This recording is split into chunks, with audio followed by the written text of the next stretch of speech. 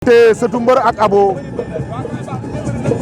Sëtu Mbër moo ñu wan ginnaaw dóor na Abo moo ñu wan kanam gi de Sëtu Mbër la tudde boppam xaw ma man mbër nag man mbër mooy maamam ndax Abdourahmane ay sa maam ndax Ngor Cigi ay sa maam ndax Fallaye Balde ay sa maam ndax Fodé sa maam dëgg-dëgg kii Sëtu Mbër la tudde boppam ndax Edouard Kayta ma daje woon ak Abdourahmane Ndiaye daje bu rëy ba ca Ndar Géej 1945 mooy sa maam ndax Ngor Cigi mooy sa maam Sëtu Mbër Abo dóor na daw na jël Abo jël na dëgg na ko mboot Abo daan na Sëtu Mbër Abo daan na Sëtu Mbër Abo daan na Sëtu Mbër Abo daan na Sëtu Mbër Sëtu Mbër daa lancé coup rek mu daw tibb ko.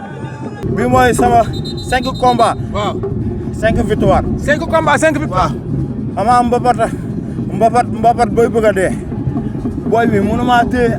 astafurlah mag bi mënu maa téye. signature bi yéen ñaar fii mu saf saf. wax naa ko ma ne ko yow maa yow du combat woowu ma kenn. tuuti mooy doo woote kenn tuuti. kii. li ma bëre di lu woote Sëtu Mbër. lii du combat barki Seydina Mohamed. billahi wallahi du combat. lan mooy combat nag koo bëgg. man ma jox ay booy Liss Ndiago. ay Liss Ndiago booy yooyu noonu laa xiif. barki Rasulullah. Liss Ndiago laa soxla. ay booy Mor. Mor man. Mor mi daan kii. Mor bu Parcelles. jab daan. waaw moom la. kooku laa soxla waaw. baax na ay Liss war na yàlla.